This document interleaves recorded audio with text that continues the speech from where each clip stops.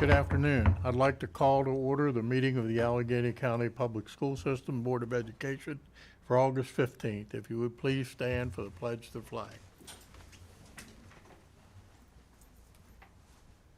I pledge allegiance to the flag of the United States of America and to the republic for which it stands, one nation, under God, indivisible, with liberty and justice for all. Thank you. You may be seated. At this time, I'd like to introduce our new student board member, Alex Robertson from Fort Hill High School. Alex, do you have anything? Hi, my name's Alex Robertson. I am going to be a senior this year in a week at Fort Hill High School, and I am very excited to be the student member of the board this year. I will act as a bridge between the students and the board, and I'm very honored for this position. I am pretty involved at Fort Hill, so I can effectively communicate the students' views to the board, so I'm very honored and very excited. Thank you. Thank you very much. Next on the agenda is the consent agenda, reading a closed session summary. Mr. Gilmore. Thank you, Mr. Farrell. So we have two summaries to read. One is from the June 6, 2023 meeting, and one was from August 1st, 2023. At 3 p.m. at the Board of Education Central Office, the Allegany County Board of Education held a closed session to consult with legal counsel to discuss personnel matters and to engage in the administrative function. The vote was 5-0 to go into executive session. The meeting was closed under the provisions set forth in the general provisions article of the Maryland Annotated Code, sections 3-305B1, B3, and B7. Again, they were to discuss a specific personnel matter, to consult with legal counsel, to consider the acquisition of real property, and to consult with legal counsel on another matter. And that meeting was adjourned at 4:00 p.m. So that is summary one. The next one was held on August 1st, 2023 at 9 a.m. in the central office. The purpose of that meeting was to consult with legal counsel and to discuss personnel matters and to engage in the administrative function. Again, the vote was 5-0 with none of the board members in opposition and none abstained.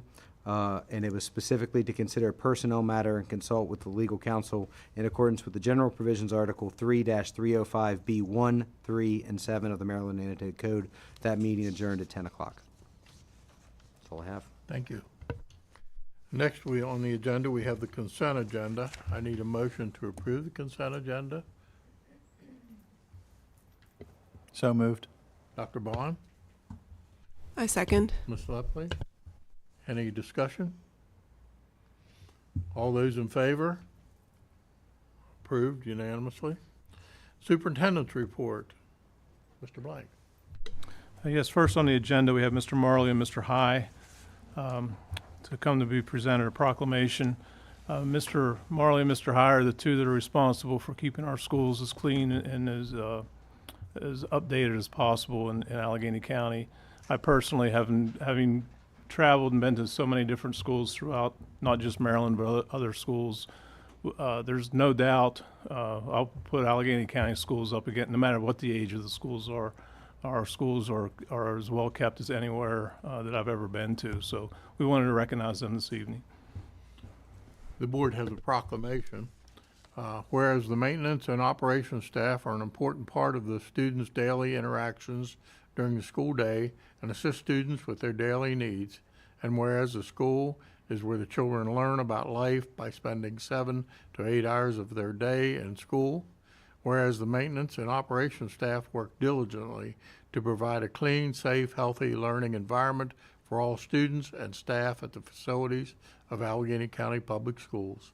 And whereas we acknowledge their continued support and dedication in providing excellence in facility safety, cleanliness, and operational effectiveness. And whereas the maintenance and operations staff have been acknowledged by the Maryland Interagency Commission on School Construction with the greatest improvement in overall rating and the maintenance effectiveness in the state. And now, therefore, we, the Board of Education of Allegany County, hereby recognize the staff of both the Maintenance and Operations Department for their achievement and do hereby proclaim in witness thereof we have unto set our hand and seal the Allegheny County, Maryland, to be affixed the 15th day of August. Signed, Robert Farrell, President, Board of Education, and Mr. Jeffrey Brank, Superintendent of Schools. Thank you, guys. Thank your staff very much.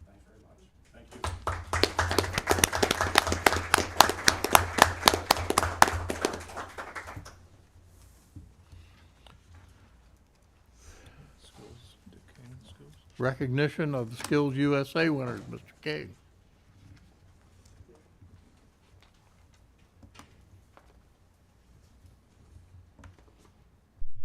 Good afternoon. I'm Richard King, principal at the Career Center, and with me is Rob Shoebridge, HVAC instructor at the Career Center.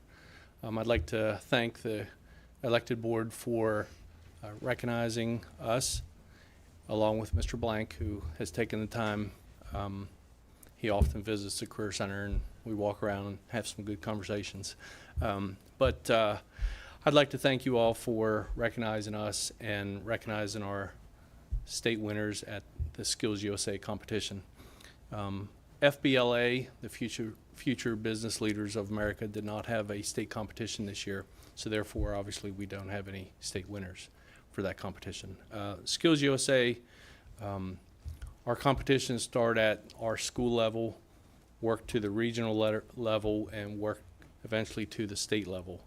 This year, we had one winner at the state level, and I'll allow Mr. Shoebridge to give some details about that. Good afternoon. David Witt was our winner this year in the sheet metal competition at the state level. Unfortunately, he had some prior engagements this summer and wasn't able to attend the Nationals in Atlanta.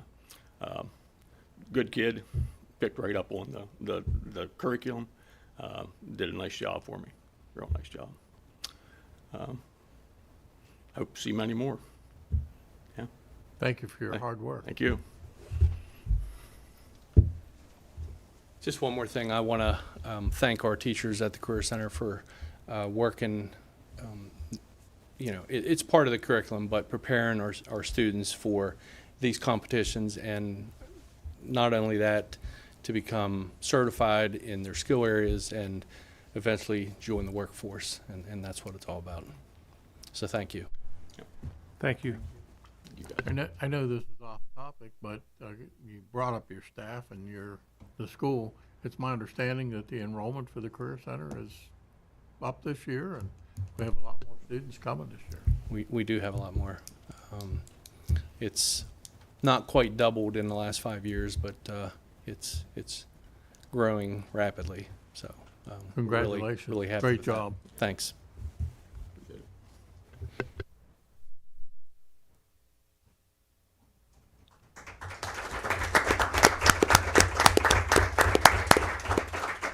Next on the agenda, we have the recognition of the Mount Savage crew, students for building a chicken coop. Dr. Holland's going to explain through. Principal.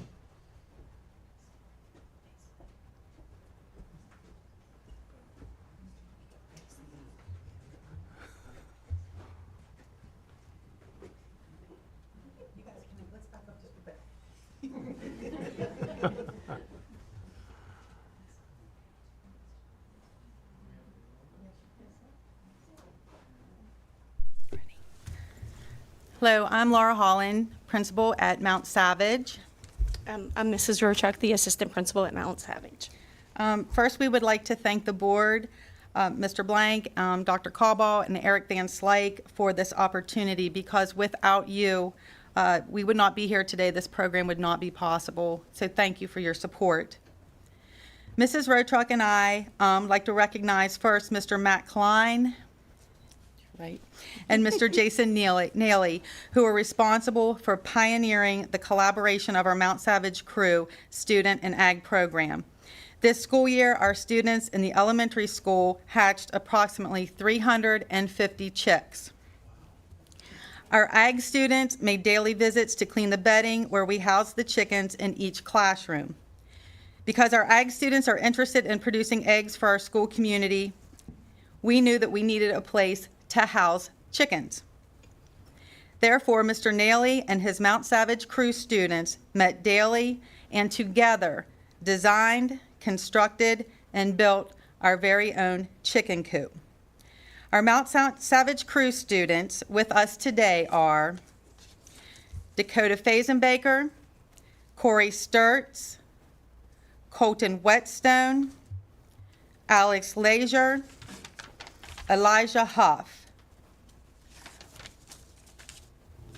At this time, these students would like to present each of you with a picture of the chicken coop that they designed and constructed.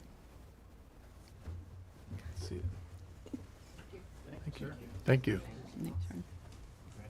So can I make a comment? Yes, sir. So I live in Mount Savage at the top of Bald Knob, so I drive past the school and go up the hill to the top. And this year, about 2 months ago, I got 10 chickens from southern states. And I built my chicken coop myself. And when I saw the one you guys built, I want yours. It is fantastic, guys. You did a great job.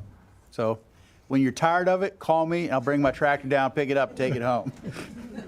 This thing looks fantastic. I don't think they're going to get tired of it by looking at them.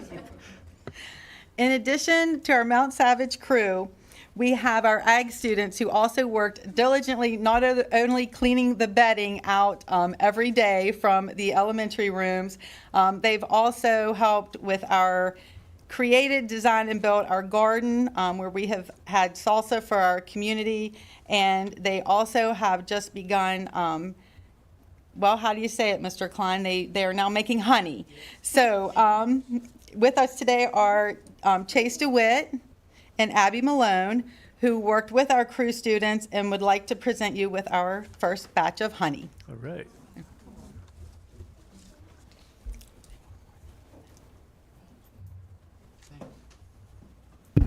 Thank you.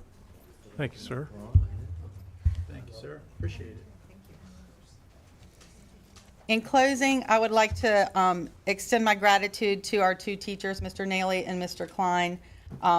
Without their positive attitudes and wonderful influence on our students, we would not have these programs. So thank you very much. Thank you, students, and thank you, Allegheny County Board of Ed.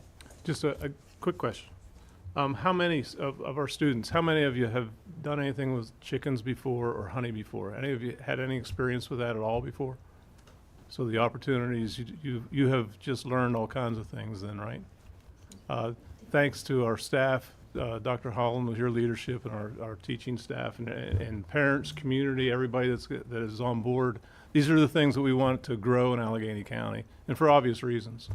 All the things that you learn and all the things that you'll now have in your toolbox to do when you graduate high school and be able to do things on your own. Now you have these experiences to continue with. So pretty amazing.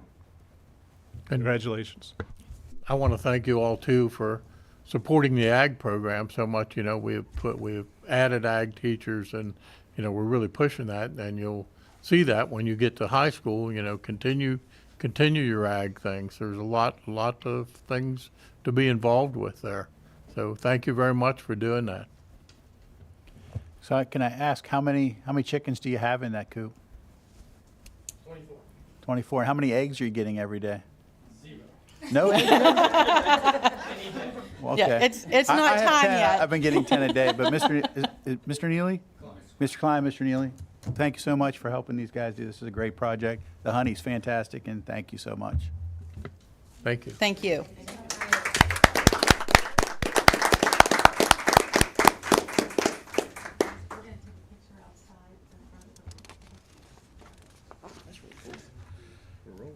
That's awesome. We just had a good superintendent.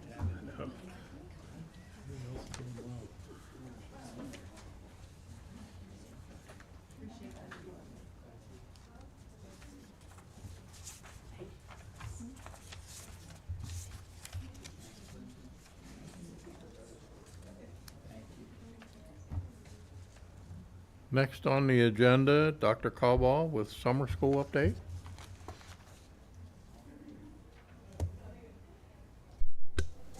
Good afternoon. Doesn't get much better than that, does it? No, that was great. Yeah, it's just going to be really hard to say this now with all of that going on, but that was fantastic. So I do want to talk to you for a few minutes about our summer programs this year. We had an elementary summer program and a secondary summer program. The elementary summer program was conducted at 6 sites in the district. We had about 600 students in pre-K3 through grade 5 attend this program. They all participated in ELA and mathematics, guidance activities, PE activities, and then our students in grades K through 5 also participated in a robotics unit.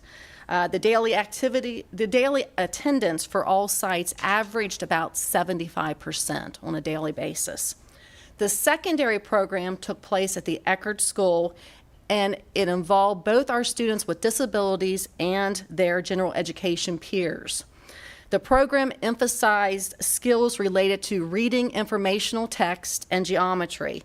A review of the assessment data formed those two focus areas.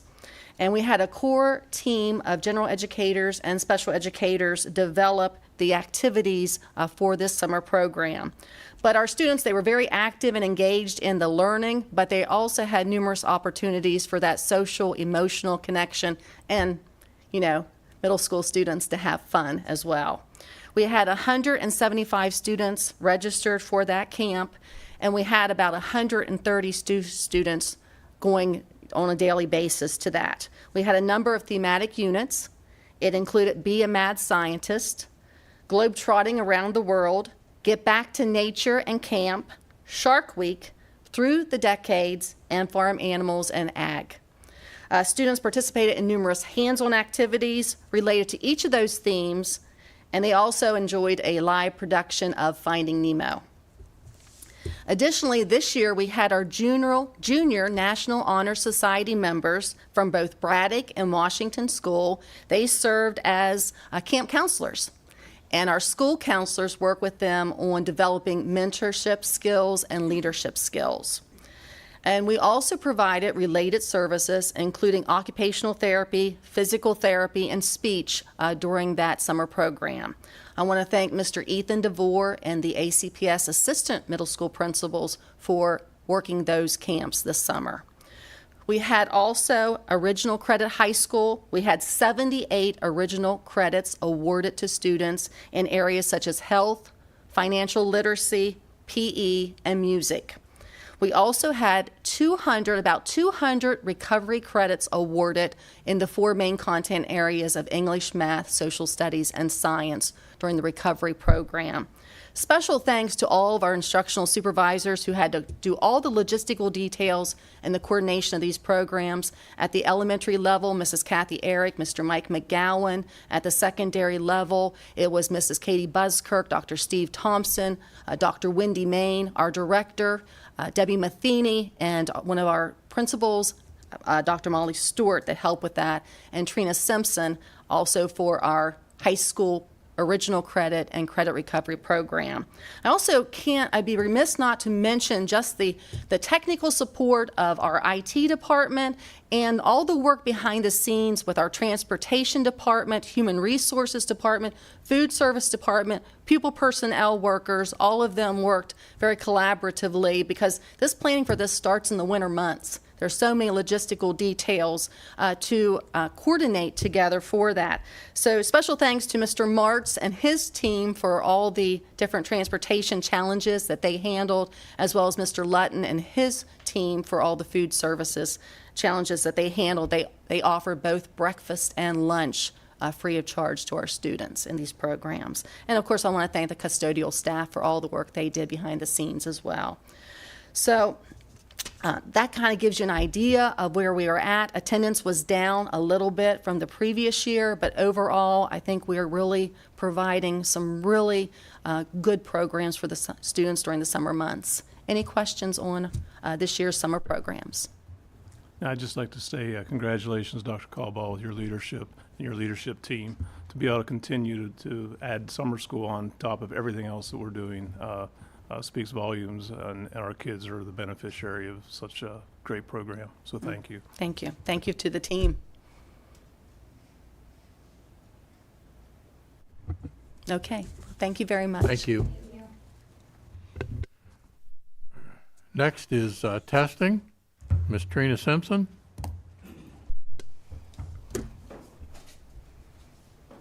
Good afternoon. I wanted to provide a brief overview of our spring MCAP testing for English and math. The graph that you see and have been provided with shows English 3 through English 10 with the Allegany County numbers in blue compared to the state numbers in red. The numbers are students that were proficient, which is level 3 or 4 out of 4 levels. So you can see in English that we are either at or above the state level in 6 out of 7 of the areas. We also hold very consistent across the grade levels in English. As you can see, as the students progress through the grade levels, they're all very close together. A couple highlights that I would like to point out that isn't evident just viewing the graph.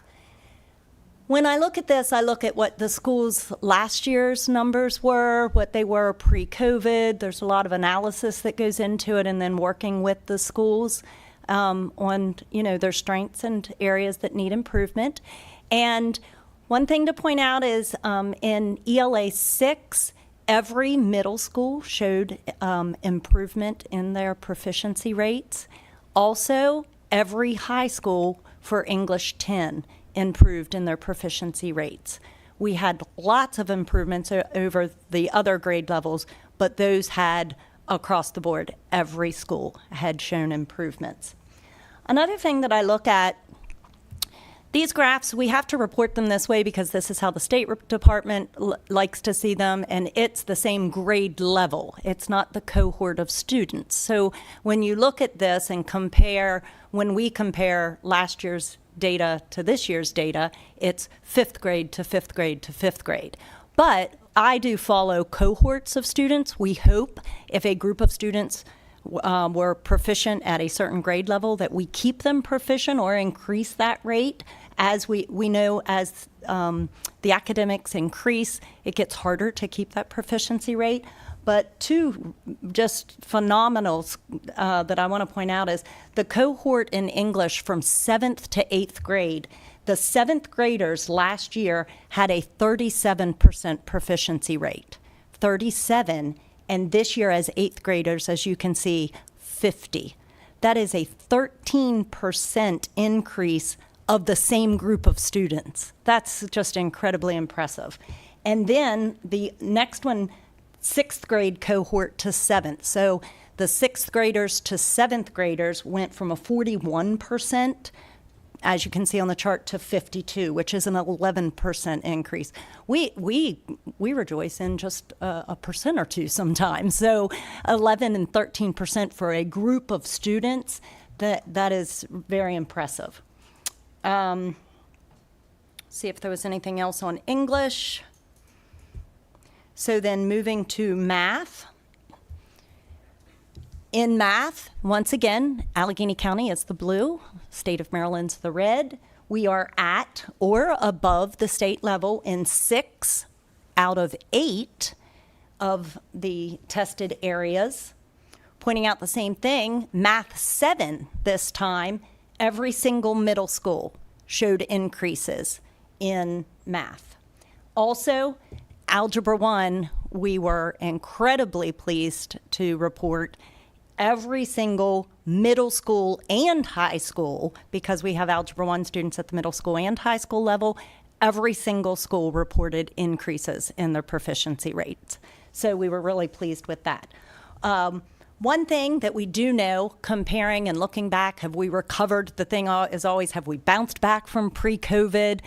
And we really have. We took a significant drop, as everyone did in the state, and we know that counties of poverty, and high special needs, they have taken longer to recover. So the bounce back so quick is really just impressive to the staff, the teachers, the work that they have done getting the students back in front of them the last few years.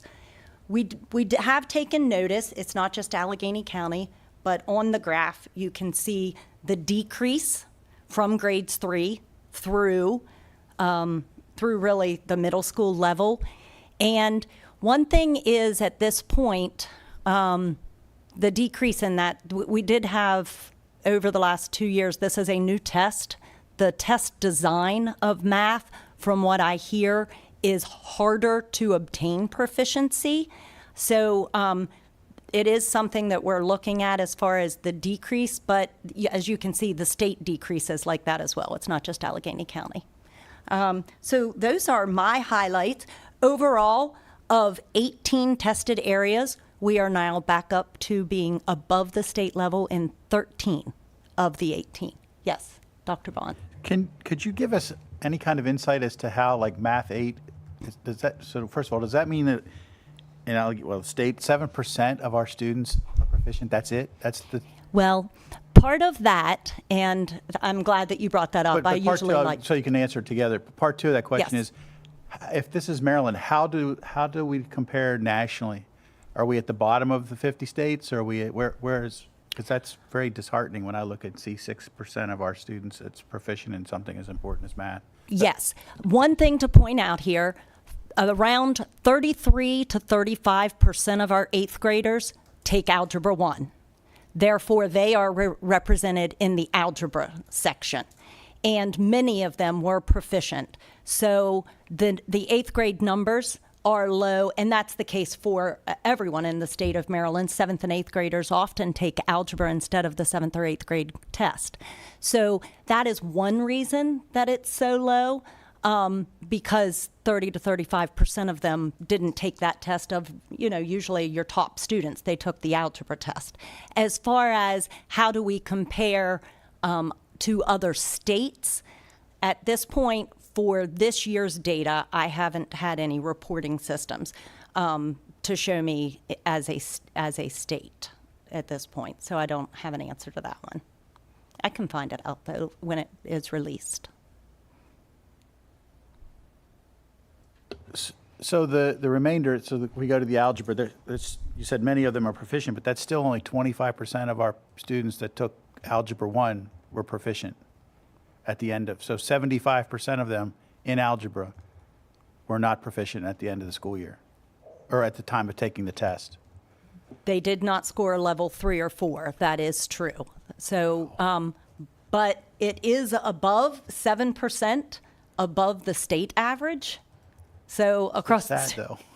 Yeah, it's how good do you want to make yourself feel, and what do you compare yourself to? I do agree, though. Yes, it's 75%, and at this point, when students are not proficient, then now we are required by the state to retest them again to give them opportunity to still become college and career ready, because math and English are our CCR measures at this point.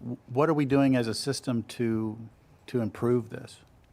That would probably be, as far as math specifically. Or English, either. I mean, English is better, but still 50% of our students are not proficient in English, so.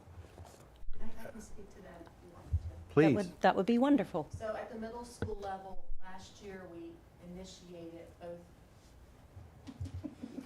Sorry. Yep. Ron's pointing at it. So one of the things we've done, because one of the things is that at the state level, the math test itself, there are challenges with it across the state with that. So last year, we initiated at the middle school level both reading and math labs. So all students have their core class in math, and they also have their core class in reading.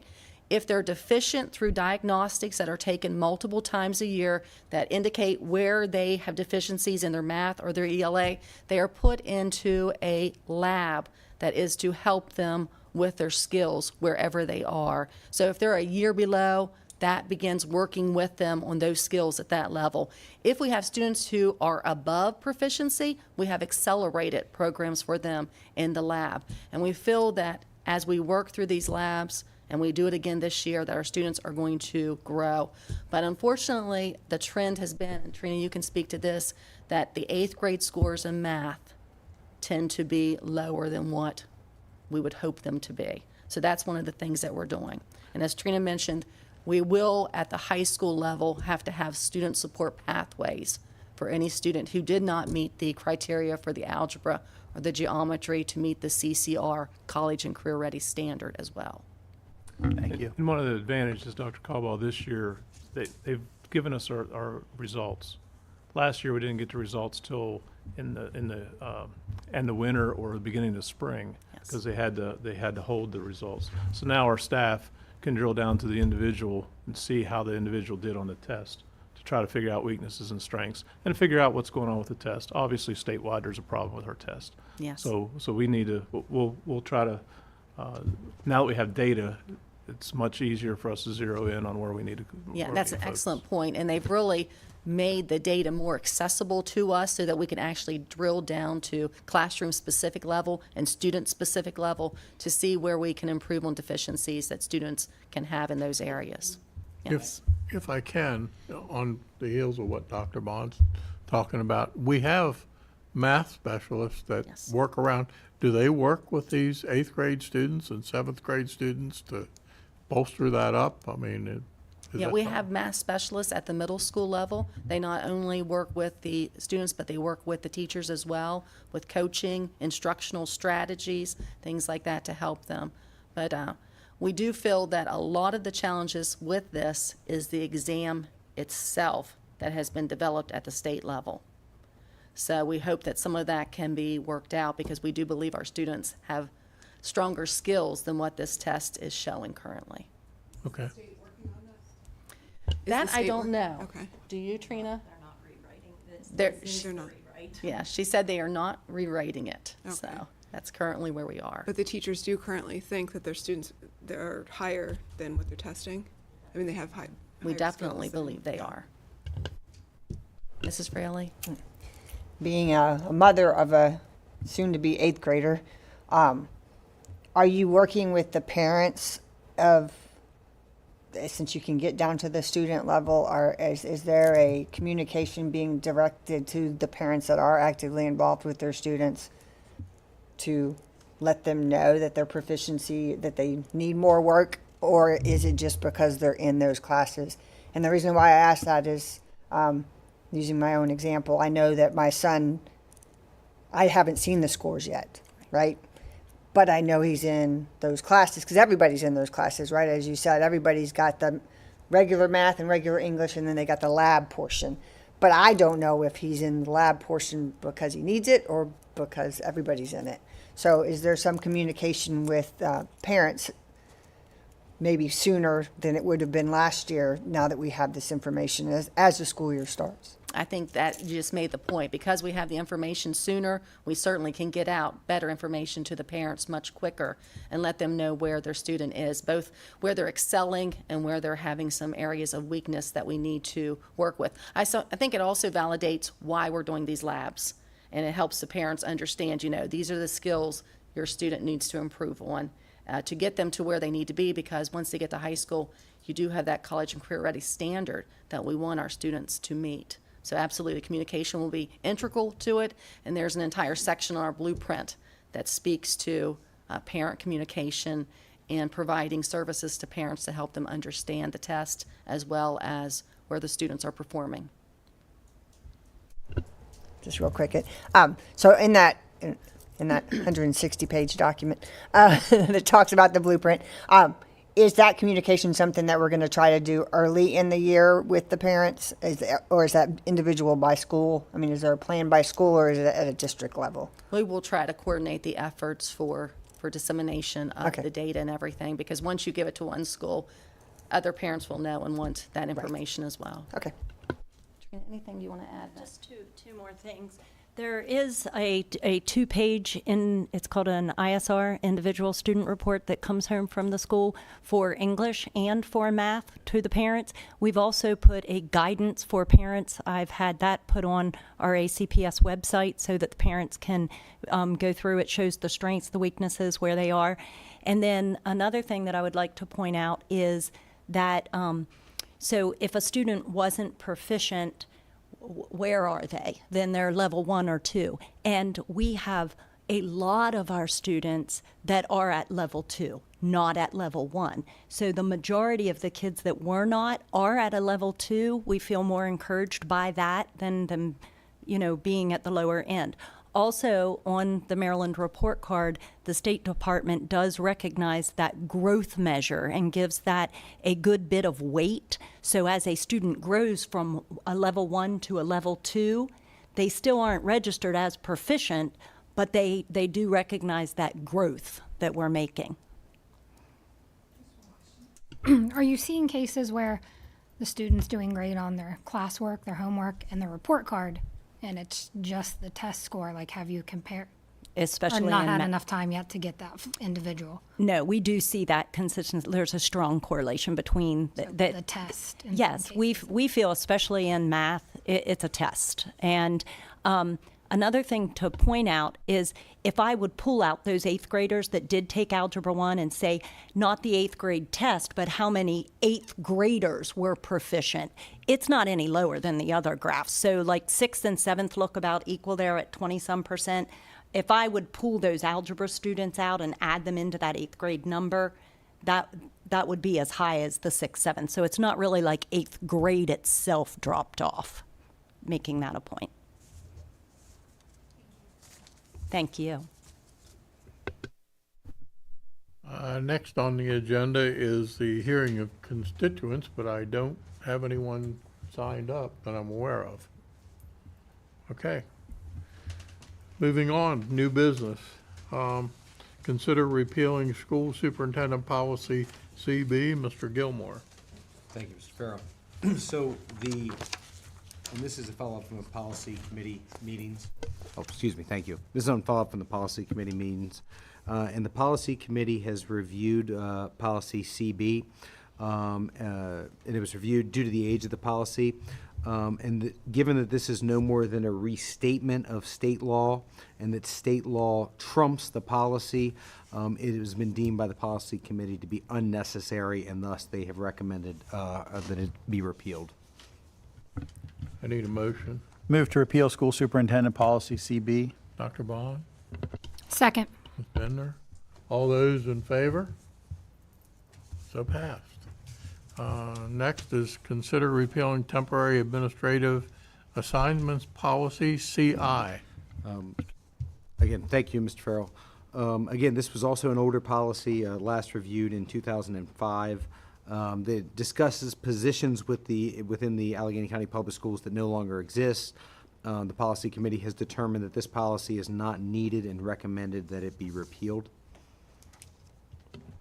Motion? Move to repeal temporary administrative assignments policy file CI. Dr. Bond? Second. Ms. Lepley? All those in favor? Approved. Consider first reading of alcohol, drug, and tobacco-free workplace policy, file GBEC. Again, Mr. Farrell, the committee met with respect to policy GBEC. They've recommended an updated language as a reference to the Maryland Annotated Code has subsequently changed, and that be done. They've also recommended clarifications and some revisions made to the policies. This is not a substantive change of the policy. Motion to approve first reading of alcohol, drugs, and tobacco-free workplace policy file GBEC. Dr. Bond?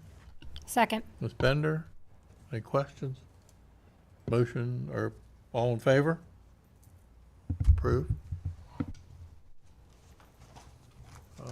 Consider first reading of evaluation of student policy, which is the grading policy, IKA. Thank you. And if necessary, I'm going to look to Dr. Caldwell to add anything. Dr. Caldwell and the committee recommended these changes, and it's to update with the rest of the state and to be consistent on how this is done. And that was the recommendation made to the policy committee with respect to IKA. Dr. Caldwell, I don't know if you have anything to add with that as well about the evaluation of the students. We were simply looking at ways to increase equity, which is important across the state for our students, and to align to our growth mindset that we have for students. That if they're not successful at first, that they would have another opportunity to increase their demonstration of mastery of skills and to just kind of basically to increase equity across the system for all of our students in elementary through high school.